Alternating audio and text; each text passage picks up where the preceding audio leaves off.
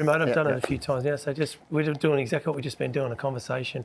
Matty, just with my view, because can you see my hairy legs? I forgot when I was on my way because it was so hot this morning. I didn't put jeans on. A little bit, but it'll be all right. It's okay. I mean, I'm not worried about it, but I'm just saying, like, it looks. We're all dressed up, and I'm. Just don't do that. Yeah, of course. Yeah, I'll sit like that. Lay back. How's that? Yeah. Is that good? Do the Freudian. Yeah, Freudian split. Lay on the couch. It's a couch session. Welcome to the Woody sessions. You're looking, going, what have I got myself in for? Why am I taking my shirt off? And they pole dance on That's downstairs. exactly right. You saw it well observed. We're going to continue the vibe of the That's right. Okay, you ready? Yeah, we go? we're on. It's all good. Oh, g'day everyone. Welcome back to On the Couch with Woody, and it's my great pleasure to introduce to you a friend of mine now who's become a friend of mine. I haven't known him a long time, but his name is Larry Cann. Welcome, Larry. How are you, Woody? Good to see you, mate. Mate, welcome. Fantastic to have you, and I've had a good conversation with you before we press record. But, mate, I just want to start right back from the beginning so we can let all your listeners and your fans out there know a little bit about Larry's life and where he's come from. So I know you've done a music degree. I know you started as a bull rider. I know you've done a couple of albums. But let's go back to where you were born and where Larry Cann's life began. All right. Well, my parents were share farmers. They had a property just outside of Chinchilla on the Western Downs of Queensland. So it was about 100 mile in the old scale, or 180k from Toowoomba. And we were actually one of the first families to grow watermelons in Chinchilla with the Dickman family. Wow. And, and Chinchilla these days is famous for the Melon Festival that comes up every 2 years. So I think 2025 will be their next big festival. I think they had one this year, so they'll jump over a year. It's every 2 years. But ironically, yes, we were one of the first families to grow watermelons with the Dickman family. Dad was a horse breaker. He was also a professional cowboy for a long, long time. Rode bulls and saddle bronc horses and wrestled steers. And he didn't like roping as much as the rest of the events, but he was a left-hander, and he always felt it was a little bit awkward for him, and without practice. He wasn't as competitive as he would like to be because he just loved bull riding and steer wrestling. Mum competed in barrel racing, so there was no other thing for me to be but a cowboy in my dreams from when I was just able to walk. And from the time I was probably 8 or 9, I had dreams of competing in the rich North American circuit and representing Australia on that international stage. And I was very fortunate, I suppose. From when I was 16, I was offered a Rodeo scholarship to study college in the United States. This is back in the late 80s, before social media. And so I was still finishing off high school at the time in Chinchilla, and ended up going over in January of 1989 and rode bulls for Northwest College in Powell, Wyoming, which is a little town just outside of Cody, Wyoming. If you're looking at the US map, it's really close to Yellowstone National Park, so it's not a bad backdrop as you drive along the highway. But one of the other loves that I fell in love with was country music in the mid-'80s, and that was sort of when we heard the likes of Randy Travis and Dwight Yoakam, and I found a bloke that dressed as a cowboy called George Strait. And ironically, I'll tell you the funny story about the first time. I bought a songbook of George Strait before I actually heard him. So all the songs. So I had all the early hits of his in the 80s. And I went to the country music store that Ron Adsett had in Brisbane and saw this cowboy on the front and bought this songbook. I recognised one song, Amarillo by Morning. Wasn't his version that I knew of, though. It was Chris Ledoux, who wrote and recorded a bunch of rodeo songs. So anyway, then probably 6 months later, so this would have been about 86, I think, I just started to play around on the guitar, and I was working through all the chord structures, and Dad said, you know, you probably would pick things up a little bit easy if you sung along with the songs you're trying to play. Yeah. I was just doing rhythm. Because when I was a little tacker, about 8 years old, I entered a little church fate talent quest and froze. And basically, a judge said probably wouldn't be your best bet to keep singing. Oh my God. And so from 8 to 15, nearly 16, I never sang a note of a song.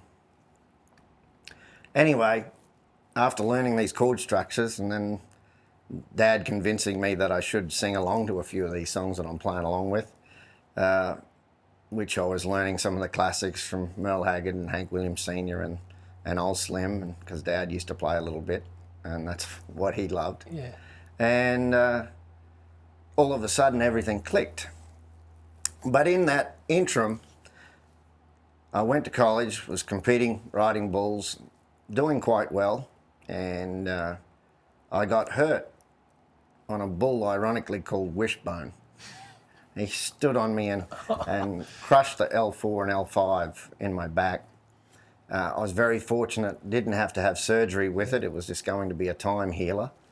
But it made me a little bit more focused towards my music, even though I'd picked up a guitar and bought one straight away as soon as I went to the United States. How old were you when that happened? I was I was a week away from 19 years of age. So I should have been, tough, primed, ready to rock and roll in the rodeo lifestyle, and hit a big pause button. Right. So that injury defined your career at that stage, but did they say to you, the professionals, say you can't ride, or you knew you had to take a step back? How did that evolve? Well, they basically said you need to make sure things are right before you even reevaluate. And so that's what I did. And with the love of music that I had at the time, I decided to transfer to a college in Oklahoma. It was just outside of Tulsa, and it was Rogers University. And at the time, they had Hank Thompson School of Country Music. They put Hank Thompson, who was one of the original Western swing country stars back in the 60s and early 70s. And he'd worked hand in hand with Leon McAuliffe, who was the pedal steel player for Bob Wills and the Texas Playboys. Also had an interesting character that come and would tune the piano, one of the greatest guitar players of all time, Mr. Eldon Shamblin, Wow. who actually had the prototype to the Telecaster for Fender. You're kidding. You lived to do this. He used to come to the school and tune up the pianos and tell music stories, and it was just a great memory. And of course, he played after he stopped his stint with Bob Wills and the Texas Playboys. He was just a interim stranger for Merle Haggard. Whenever Merle came to town, he could get up and play. Right. Merle would say, I'm coming through, just pop up and play. Because he actually did the guitar work on Roots of My Raisin, Cherokee Maiden, some of his all-time greatest songs. And just a wonderful character. But from there, I had that music degree. I'd moved back then up to the northern states in the US, to Montana, and was able to get a band together. And we played around the honky-tonks and bars and got into the rodeos and fairs over about 6 years of playing in southern Montana and northern Wyoming, and made some great memories that way. And that was all in between back riding bulls and being competitive.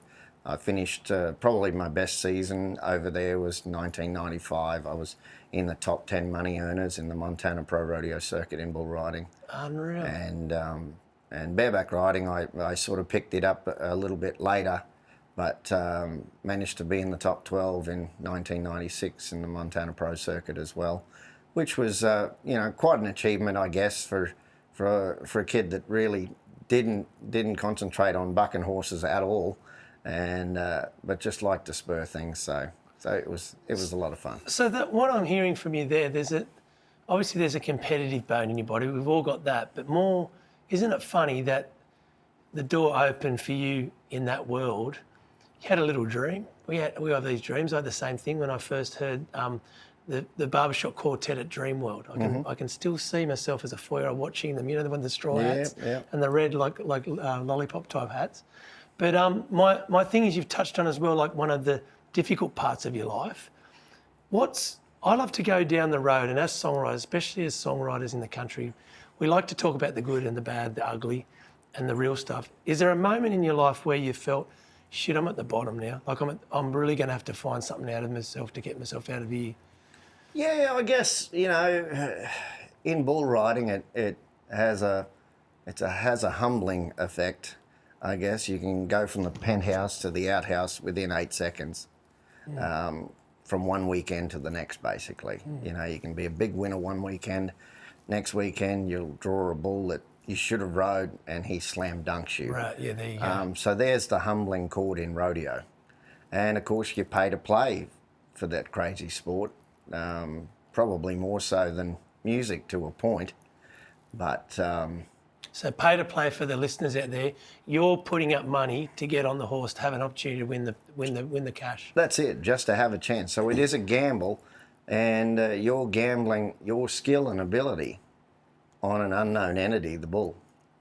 An animal. That its job is to... Now, before we go any further, because I find this very interesting, and we need to get the truth here, they put like a strap around the bull. Yep. That doesn't harm the bull at all. It just tightens around their never legion. What does it actually do, that strap? Well, the best way to put it is it's a tickle strap. An animal will not buck unless it wants to buck. You'll always see, even at like a general pony club or at a show, a horse might feel a little fresh and as the old term is, duck its head, put its head down and start doing like a pig root little buck. Well, a horse definitely won't do that unless he wants to do that. So really, the best way to analyse a flank strap is it's a tickle strap. And all they're trying to do is to kick that off. Yeah, that's right. And it's Like not an itch, tight. like an itch. Yeah, that's it. Yeah. And if a bull has a distinct will to want to buck, it allows that bull to buck, or a horse to buck, in a more distinctive tone pattern. And they are superstars. Yeah, they are. Especially these new ones that they are bred to buck. They've through generations. They can They've go worked back out the like science. family trees, you know, and you know they can be back 3-4 generations, even more, especially on the horse side and now the bull side. And, Wow. you know, and that's why it's getting harder and harder for cowboys to actually get to a standard where they can ride these bulls that have got bucking bloodlines on both sides of the family. You've got to be careful how you say that, the bucking bloodlines. Yes, this is true. This is true. And that's great. Thanks, mate. Now, what about when you turned to professional radio jock, or more in your start? Was it a natural progression to go from a professional rider into, because you're a great communicator, but was that something you discovered, or did people identify that in you, or you thought, hang on, I listen, because I've heard you at the Royal Easter Show, haven't I? 100%. Just listening to your introduction, I know that voice. Yes. So I've heard you many times, haven't I? Just never met you. There you go. Yeah, there you go. So what probably was a big turning point to go towards radio or that medium, not just the fact that I love music, playing in the band in Montana, I was also, because it was only a weekend gig, I'd have my day job, and through Montana, outside of summer, there's not that many rodeos because of the snow. There's only a few little indoor shows, and then you've got to worry about whether you can make it on with the way the roads are. So I got into the construction side of things. Well, I was working on a steel frame building site, and we were replacing roof sheets that, ironically, the gauge was too light. And I had a screwdriver in my hand, and we were prying like a mastic that runs down the edge after you take the screws out. So you're having to take that off. So I'm prying that off so we can peel the sheet back. And the sheet that I was sitting on buckled, and I did a duck dive right down the inside of the shed. Now that was about... I'm just trying to do the conversion. Would have been about 8 meters high where I was sitting at the time. and I went down the inside wall of the shed. Obviously, there's a concrete slab foundation on the bottom. I was right on the inside of the wall, so I actually hit the support girt that was halfway along that wall, and it just redirected me because I was going head first. And it caught me, and it was only the fact that I was super fit, and it obviously wasn't my time. Yeah. I tucked and rolled as I hit the concrete and timed it well, obviously, because the only injury I had was where the gird had just caught me under the safety helmet. And I had a bruise on my hand where I was still holding the screwdriver in my hand, and it hit the concrete after I'd rolled a couple of times. And I remember my mate saying he was up on the peak, and you could sort of tell, because obviously the insulation had flicked back up, so he couldn't tell what had happened. But I know in my mind he wouldn't have thought that he would have heard anybody say anything. And he sort of peeled through it. He said, "Larry, you all right?" I said, "Yeah, I'll be fine. I just got to pick up all this stuff that fell out of my tool belt. I'll be back up there in a minute." And I think he was wider than I was when I got back up on the roof. And it was there I changed the idea from going from a musician to also helping other musicians and asking the question, could I be a radio DJ? So I was pretty old when I actually first went into radio. That would have been 26 years of age. A lot of kids grow up in that industry and they continue to evolve. So I asked my friend, I knew the midday host on Cat Country, which was the big country station and still is in Billings, Montana, how I could go about becoming a radio DJ. And there was a radio broadcasting school in Billings, Montana, and I signed up for that. And only 2 weeks later, after signing up for the 12-month course, Karen actually called me, who was at the radio station, Karen Gallagher, and she said, "Larry," she said, "we got some part-time jobs as setup technicians for our outside broadcasts. Would you be interested?" She said, "and it might lead into doing some on-air work." Yeah. And anyway, so did that while I was still doing the college course for broadcasting. And that included news, copywriting, sports broadcasting, and also just live on-air music radio.